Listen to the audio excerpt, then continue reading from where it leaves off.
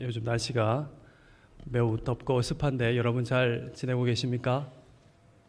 예, 무더위 속에 예, 방금 여기서 탄식이 흘러나왔습니다. 무더위 속에 건강하게 그렇게 지낼 수 있기를 바랍니다. 오늘도 우리와 함께 하시는 하나님의 은혜가 있습니다. 우리 가운데 주님의 은혜가 느껴지고 함께 하시는 하나님의 은혜를 발견하는 귀한 시간이 되기를 기도합니다. 오늘 설교 제목이 여러분 주보에 있지요. 십자가의 원수로 행하는 사람들입니다. 제목이 좀 직설적이고 강렬한 제목이죠. 좀 불편할 수도 있겠다는 생각을 했기도 했습니다. 본문을 우리가 읽었으니까 알지요. 본문 속에 참 긍정적이고 좋은 제목도 있습니다. 우리의 시민권은 하늘에, 이런 것도 있는데 말이죠. 그러나 이 제목 제가 임의대로 지어낸 말이 아닙니다. 성경의 표현 그대로를 가지고 온 것입니다. 18절에 그 말씀이 있습니다. 바울이 근심하며 눈물을 흘리면서 하는 말이죠. 여러 사람들이 그리스도의 십자가의 원수로 행하느니라. 지난주 설교 제목을 기억하신지 모르겠지만은 그 제목이 표대를 향하여, 그것을 기억한다면은 제목이 상당히 대조적인 것을 알 수가 있습니다. 널뛰기를 하는 것 같아요. 위로 갔다가 내려갔다가. 지난주와 이번 주 이 두 가지 제목을 서로 연결해 보면은 이런 말이 되겠죠. 표대를 향하여 달려가자 했고 또 달려가야 하는데 역주행을 하는 사람이 많다는 것입니다. 우리의 신앙의 삶, 긴 삶의 여정을 우리가 마라톤으로 비유하기를 좋아합니다. 참 적절하죠. 마라톤을 하는데 역주행을 하게 되면 어떻게 될까요? 가면 갈수록, 열심히 달리면 달릴수록 결승점에서 멀어집니다. 결승점에 결코 도달할 수가 없습니다. 18절을 보니까 바울이 여러 번 이에 관해서 말을 했습니다. 한두 번 말한 게 아닙니다. 오늘 본문 속에 나와 있는 여러 번 할 때 이 여러라는 단어가 그냥 우리가 이해하도록 좀 많은 정도가 아니라 굉장히 많은 것을 의미하는 단어입니다. 여러 번 아주 많이 바울이 그들에 대해서 이에 대해 말했습니다. 그런데도 딴 방향으로 걸어가고 있습니다. 바울의 마음속에 체한 것처럼, 꽉 막힌 것처럼 채증으로 남아있는 사람들, 그러나 지금도 눈물을 흘리면서 그렇게 말할 수밖에 없는 마음에 있는 사랑하는 사람들, 이들을 보는 바울의 심정은 어땠을까요? 십자가의 원수라고 하니까 교회 밖에 있는 대적자일 것 같지요. 저도 본문을 얼핏 읽었을 때 교회 밖에서 교회를 반대하고 또 바울을 향해서 욕하는 그런 사람들쯤으로 생각했습니다.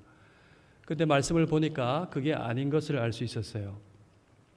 교회 밖에 있는 대적자일 것 같지만은 그렇지 않다는 것입니다.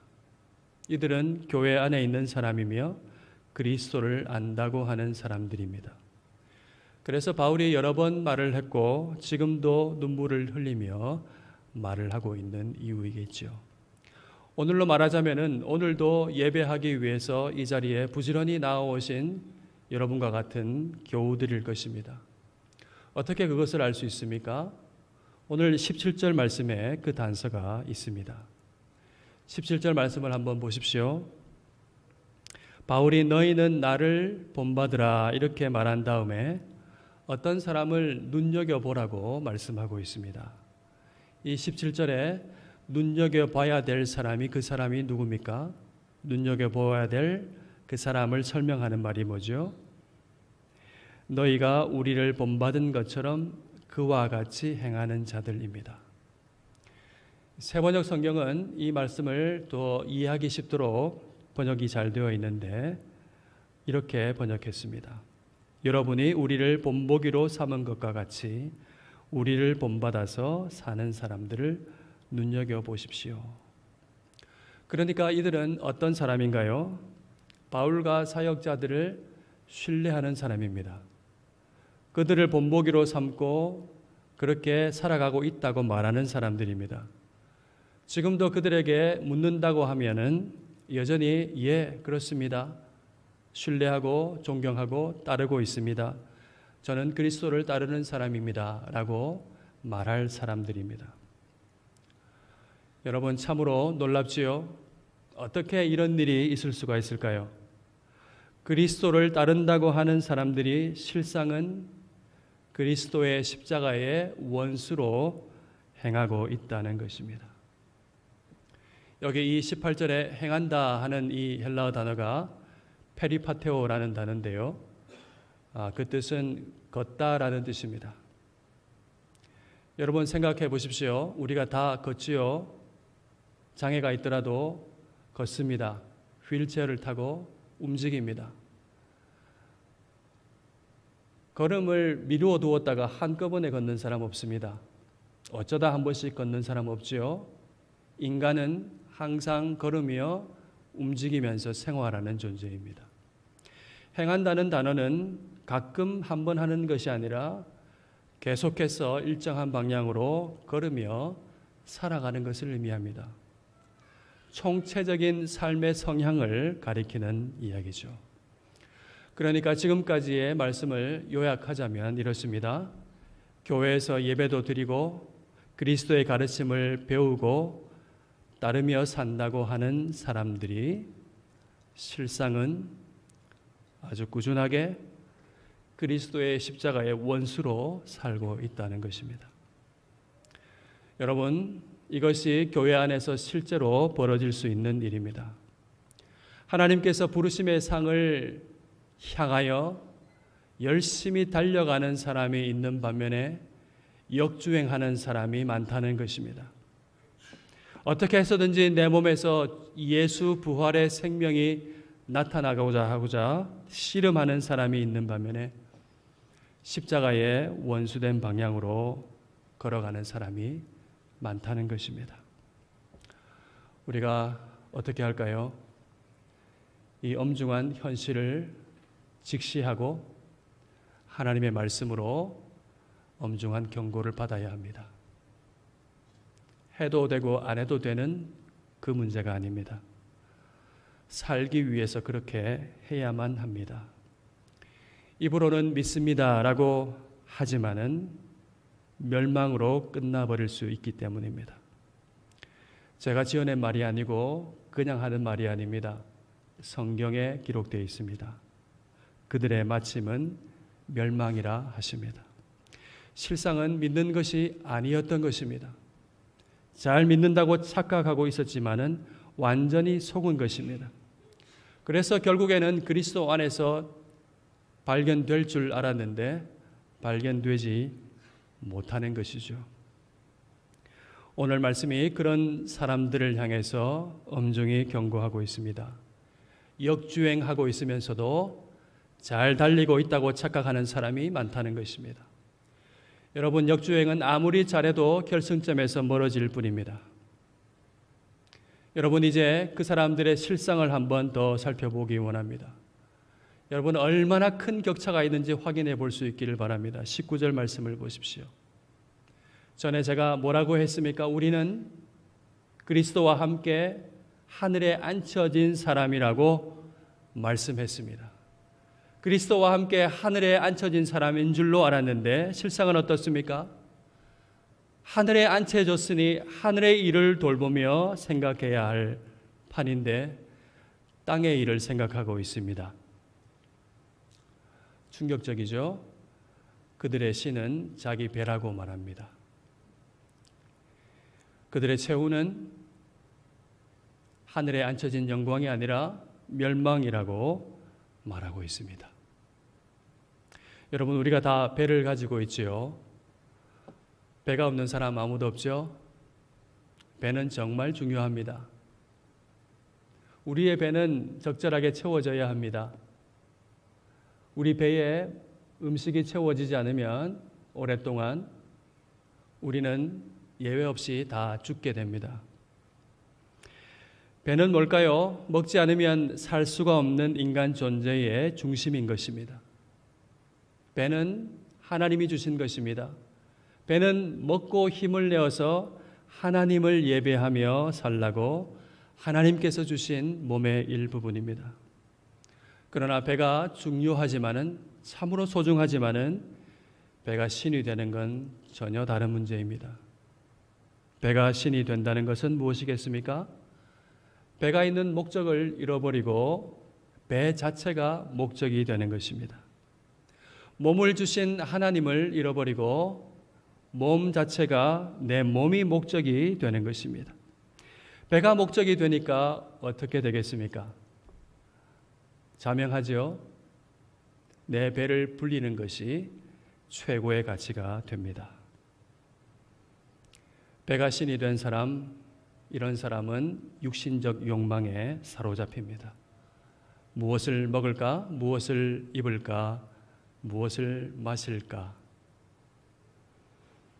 돈, 성공, 명예, 쾌락, 외모, 자기의 뜻, 자기의 생각, 자기의 고상함, 자기 존재의 확장만이 여념에 꽉 차 있습니다. 이것이 그들의 영광입니다. 여러분, 이것을 한번 다 둘러보시죠. 영광이랄 게 있습니까? 먹을 때, 입을 때 잠시 즐거운 것과 입으로 들어갔다가 배를 거쳐서 뒤로 나오는 것뿐입니다. 멋지고 잘생기고 예쁘고 그리고 잘 나가는 것, 세월 앞에 장사 없습니다. 모두 다 잠시 있다가 금세 사라질 것뿐입니다. 이걸 영광으로 삼다니 알고 보면 참으로 부끄럽습니다. 여러분, 얼마나 많은 사람들이 이 세상의 풍조에 휩쓸려 떠내려가고 있는지 모릅니다. 여러분, 우리가 떠내려가면 안 됩니다. 거대한 블루오션을 향해서 팔을 벌리고 유영하면서 멋지게 헤엄치는 줄 알지만은 실상은 어디로 가는지 모르고 떠내려가는 것입니다.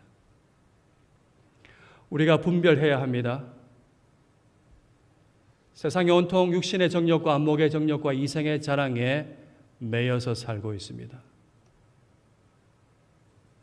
혈안이 되었다고 해도 과언이 아니죠. 이것은 하나님 말씀에 아버지께로부터 온 것이 아니라 세상으로부터 온 것이라고 못 박아 말씀하고 있습니다. 이렇게 사는 것은 그리스도의 십자가의 원수로 사는 것이라고 성경 전체를 통해서 우리에게 말씀해 주고 있습니다. 여러분, 이렇게 사는 것이 왜 그리스도의 십자가의 원수로 사는 것입니까? 그 이유가 무엇입니까? 여러분, 한번 생각해 볼 수 있기를 바랍니다. 하나님은 능력이 많으시죠. 전능하신 분이십니다. 영광의 하나님이십니다. 하나님은 한마디 말씀으로 모든 것을 하실 수 있는 분이십니다. 그 하나님께서 구원의 방법이 얼마나 많겠습니까? 말씀 한마디만 하시면 되겠죠. 태초에 산이 있으라, 물이 있으라, 바다가 있으라 했을 때 그것처럼 내가 만들었던 그 온전한 상태로 되돌려 자라고 말씀만 하셔도 구원받게 될 것입니다. 그러나 그 능력 많으신 영광의 하나님, 전능의 하나님께서 선택하신 구원의 방법은 십자가입니다. 하나님은 당신의 아들을 십자가에 내어주시려고 작정하셨습니다. 예수님은 하나님 아버지의 뜻에 순종하셨습니다. 종의 형체를 가지시고 죽기까지 낮아지셨습니다. 십자가에서 자기 몸을 주시고 살찌고 피 흘려서 자기 생명을 주셨습니다. 예수님은 십자가에서 하나님의 뜻을 이루시고 그 십자가 위에서 하나님께 영광을 돌리셨습니다. 여러분, 하나님의 영광은 십자가를 통해서 나타났습니다. 여러분, 한번 보십시오. 하나님의 가장 귀한 것이 전부 십자가에 걸려 있습니다. 구원하시는 하나님의 뜻, 구원하시는 하나님의 사랑, 그리고 가장 사랑하는 당신의 아들, 그리고 그의 생명이 십자가에 걸려 있습니다. 그리고 다시 사는 부활이 십자가로부터 출발합니다. 여러분, 우리는 십자가를 빼놓고서는 하나님의 영광을 알 수가 없습니다. 하나님의 영광을 가늠할 수가 없습니다. 죄인인 우리의 눈이 어떻게 하나님의 영광을 분간할 수 있습니까?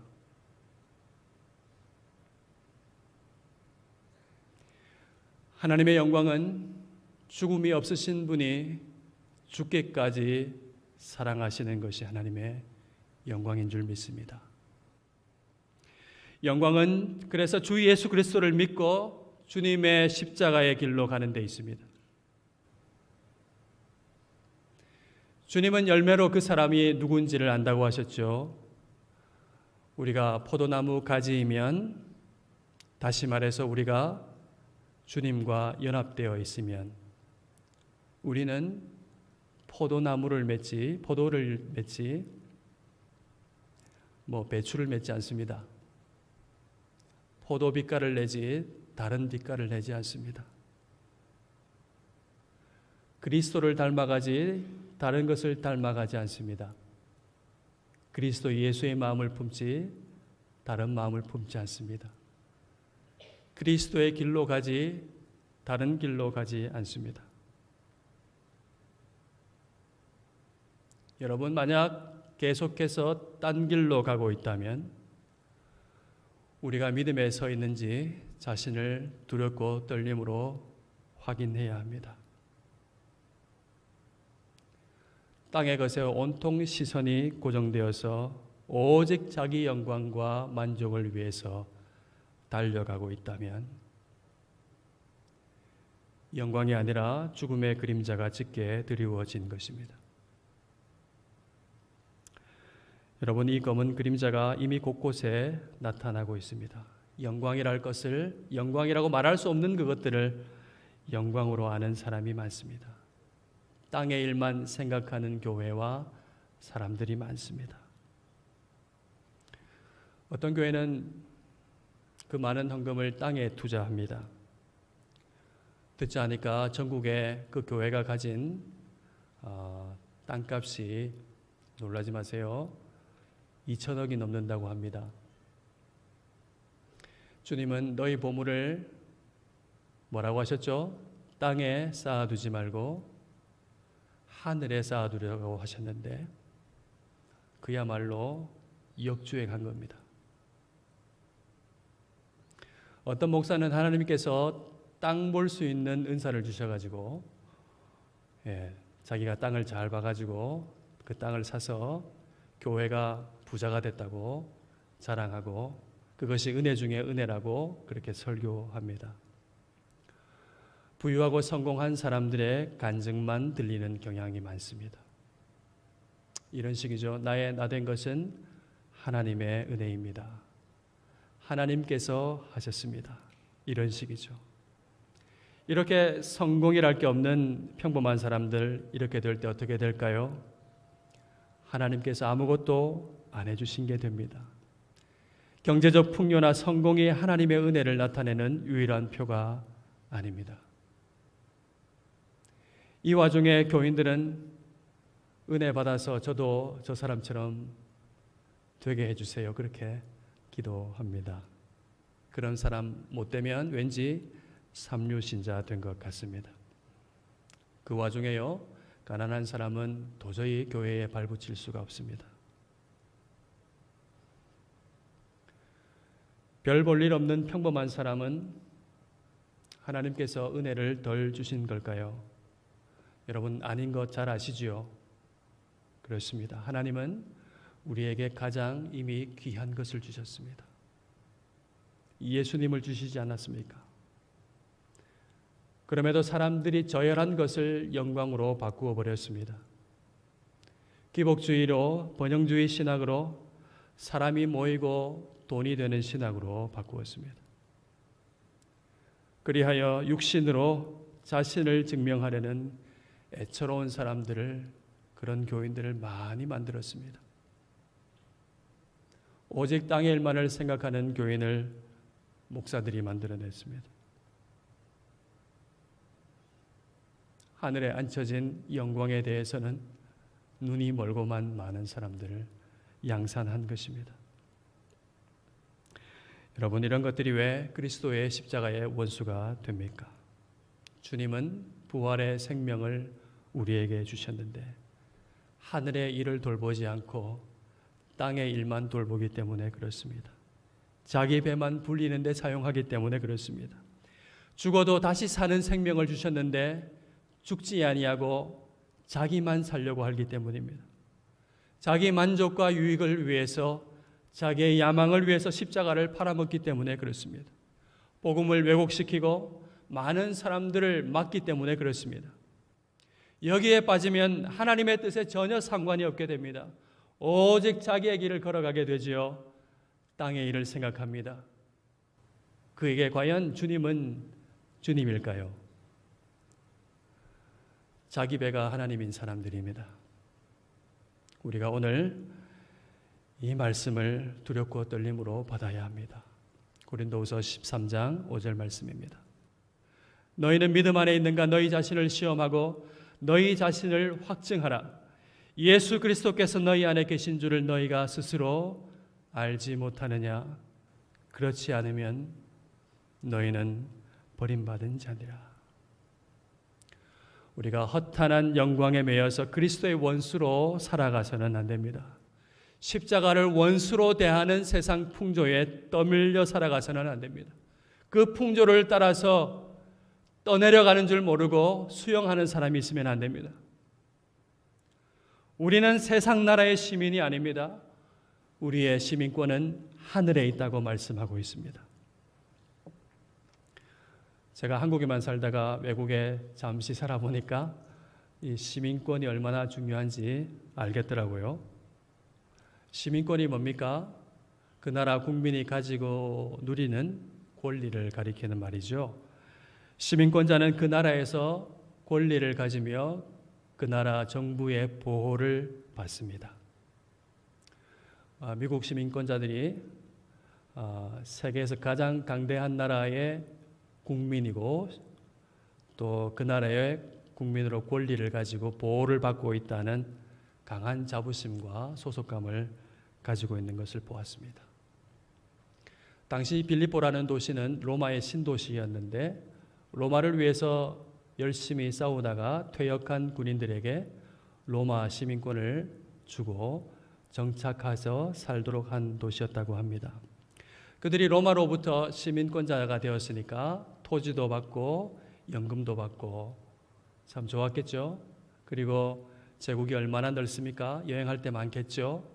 여행을 자유롭게 다니면서 통행의 자유를 누리면서 그렇게 살았습니다.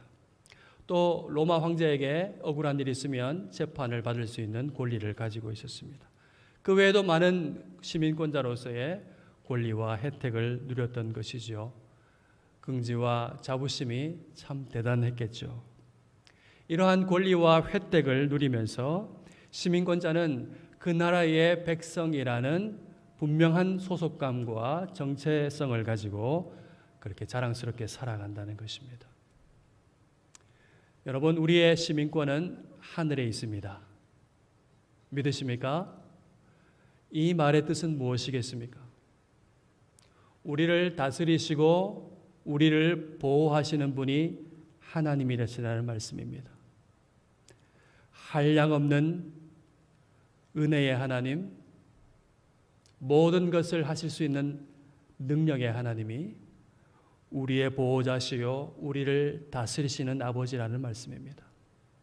우리가 영원한 하나님 나라의 백성이라는 말입니다. 우리가 행복하게 영원히 살게 될 나라가 하늘에 있다는 말씀입니다. 그래서 하나님께서 우리에게 주신 권리와 혜택은 무엇일까요? 우리가 하나님 나라의 백성이면서 중요한 것은 하나님의 자녀라는 사실입니다. 우리는 하나님의 상속자가 되었다는 사실입니다. 이것이 땅의 나라의 시민권자와 결정적으로 다른 것입니다. 땅의 나라는 어떻게 하지요? 조금 떼어주면서 충성을 요구합니다. 그러나 하나님은 다 주시는 것입니다. 하나님은 이미 좋은 것을, 가장 좋은 것을 주셨습니다. 예수의 생명을 우리에게 주셨습니다. 이미 주셨습니다. 그리고 우리는 마지막에 이미 주신 것에 걸맞는 그 영광을 받게 될 것입니다. 상속받을 것입니다. 그게 뭔가요? 21절입니다. 부활이죠. 그는 만물을 자기에게 복종하게 하실 수 있는 자의 역사로 우리의 낮은 몸을 자기 영광의 몸의 형체와 같이 변하게 하시리라. 만물을 복종하게 하실 수 있는 그리스도께서 우리의 낮은 몸을 자기의 몸과 같이 영광스럽게 변하게 하실 것이라는 말씀입니다. 우리의 낮은 몸을 그렇게 하실 것입니다.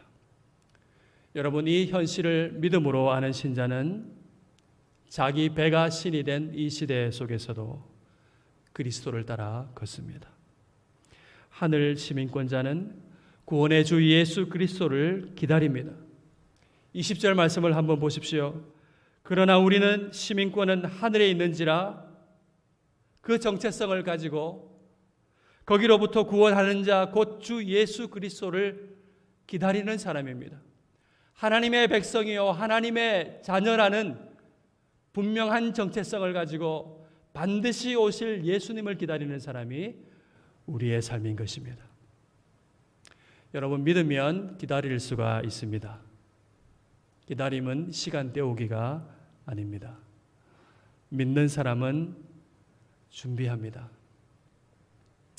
오기로 해놓고 안 오는 사람 알죠? 그게 전문 용어로 노쇼라고 하죠.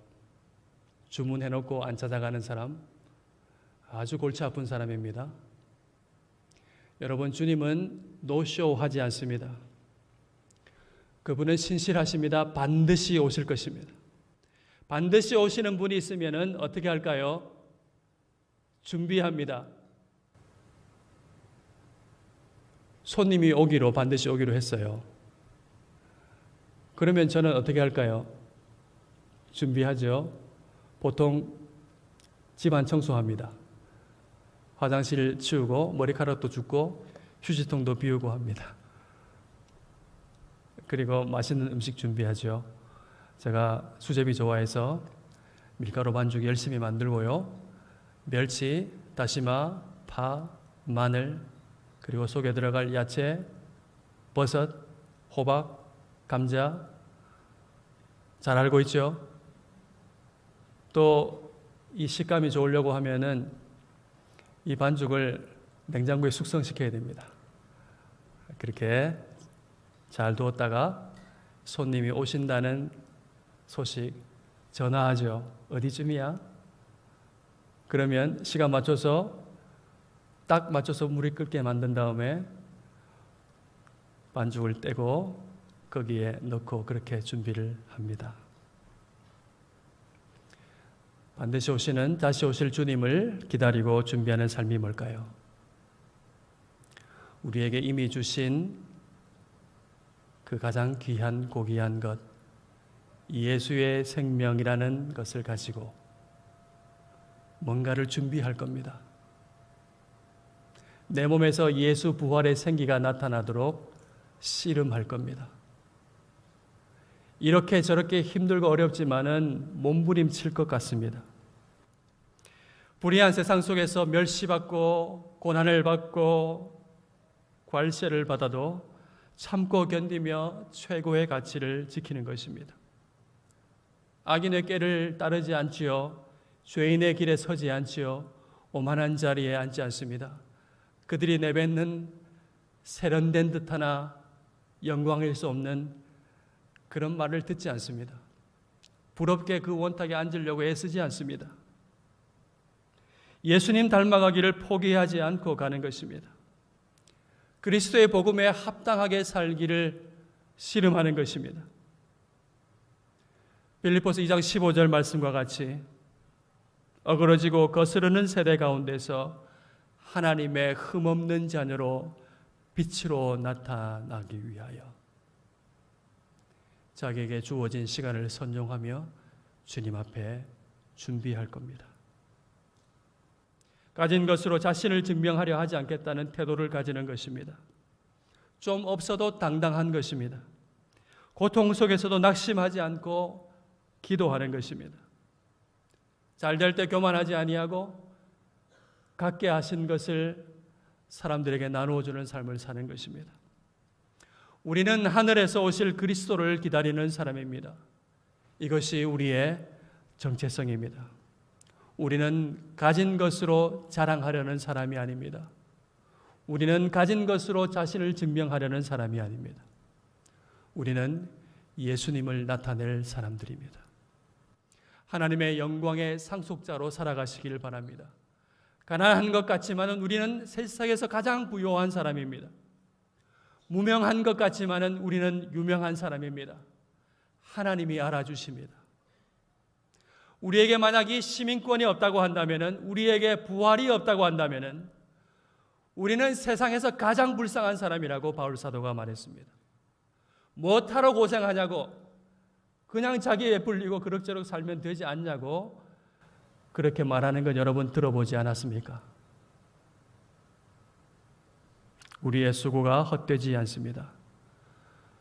부활의 영광을 바라보며 인내하고 사는 것은 헛고생이 아닙니다. 우리 고린도전서 15장 58절 말씀인데요.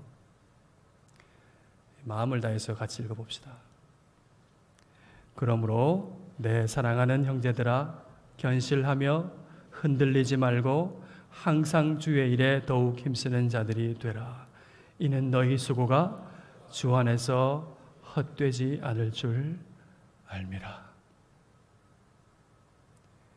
이 수고는 율법주의가 아닙니다. 이 수고는 은혜에 합당한 삶인 것입니다. 이 수고를 아끼지 않는 여러분 될 수 있기를 소원합니다. 하나님께서 우리를 불러서 부활의 생명에 참여하게 하셨습니다. 십자가를 통해서 하나님의 영광을 가늠하게 하시고 그 영광을 보게 하시고 그리스도께서 가신 그 길을 보여주시고 우리의 표대가 되게 하시고 우리에게 생명의 말씀을 성령을 통해서 들려주시고 우리의 시민권이 하늘에 있는 것을 알게 하시고 그 권리와 혜택이 영원한 것임을 알게 하시고 그것이 주님의 몸과 같이 우리의 몸이 영광스럽게 변화될 것임을 알게 하시는데 우리가 어떤 어려움 앞에서 낙심해야 되지면 안 되겠죠. 예수 부활의 생명을 가장 고귀한 것을 이미 받은 사람으로서 하나님의 자녀로서 이 어그러지고 거스르는 세대 가운데서 흠없는 주님의 자녀로 빛으로 나타나시기를 씨름하고 구하고 기도하고 그렇게 꾸준히 나아가는 여러분 될 수 있기를 주님의 이름으로 축원합니다. 아멘.